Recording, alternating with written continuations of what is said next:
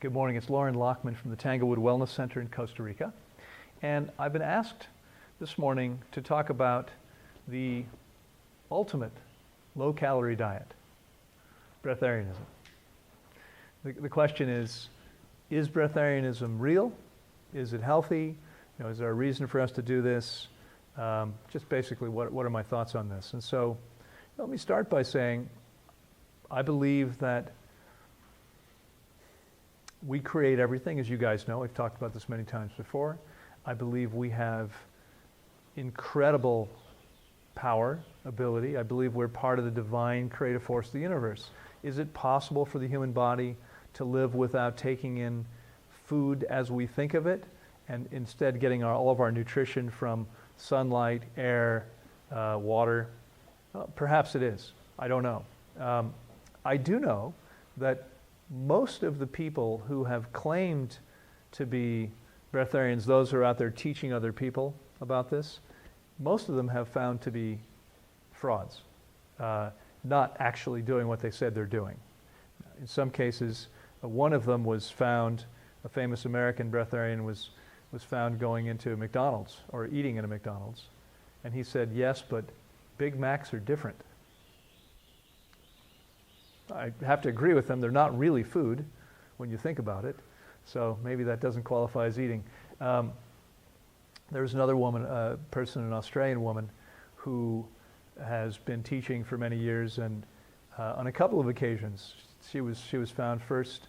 She was ordering vegetarian meals on her flights. Why would you need to do that? She was having food sent to her hotel room. And when questioned about it, she said, well, I never said I don't eat. I only said I don't have to.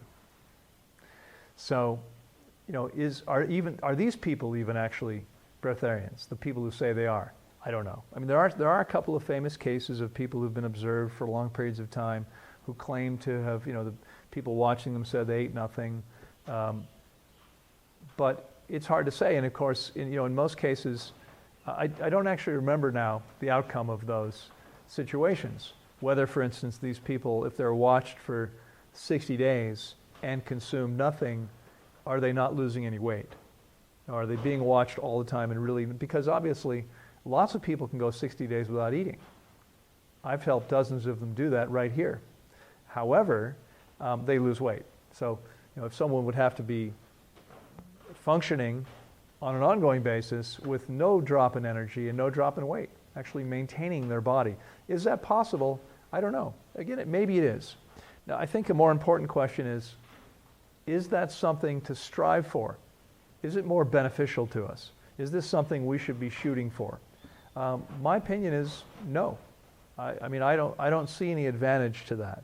Are we somehow more spiritual? Are we better off? Are we more enlightened in some way if we don't eat food? I can't see why we would. I'm actually breatharian myself. 99% breatharian. So 99% of the time I'm not eating anything. So, I guess I have some expertise on this between meals.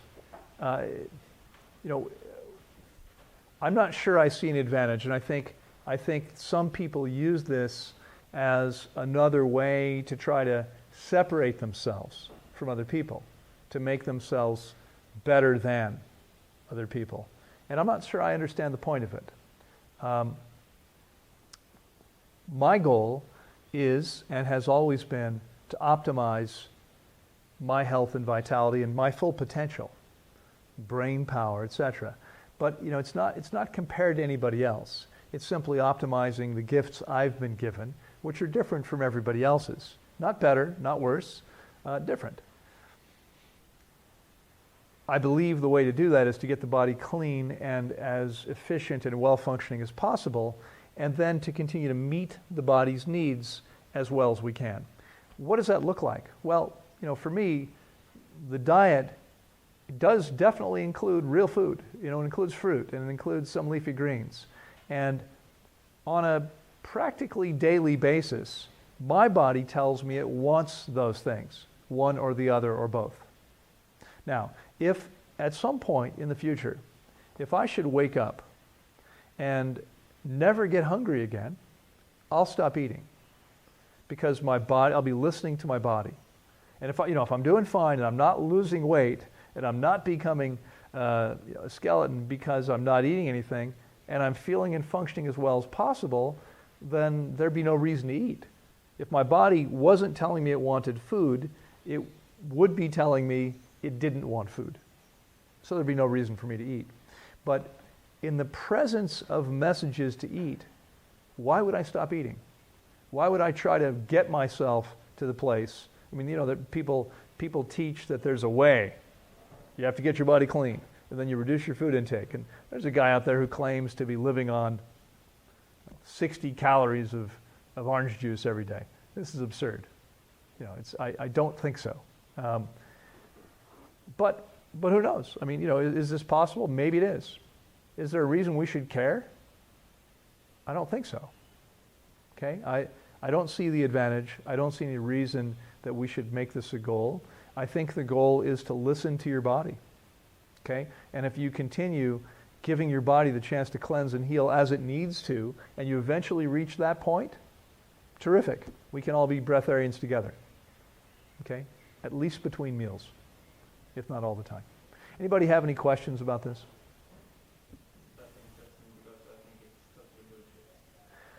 Well, I tend to think it might be totally bullshit too. I don't know.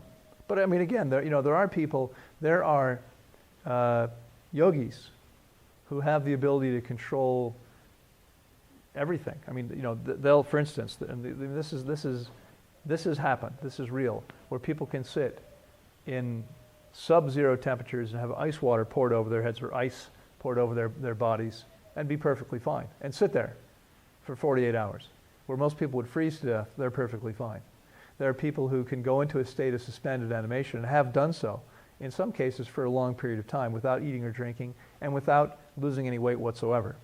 Not forever, but for some period of time. There are people who are able to do all kinds of things that you would look at and say, no, that's not possible. We're incredibly powerful. Maybe it's possible. Maybe we can get to the point where we can do this. But, again, does creating that level, is this something we should be striving for? I'm not really sure why we would. People who really claim to do this, and yeah.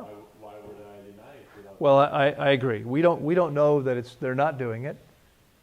I agree that it's very well likely nonsense, but I think what's probably more likely is that maybe there are people out there doing this like that, but I think a lot of the people who are out there offering their services to instruct you, that's ego-based nonsense. That's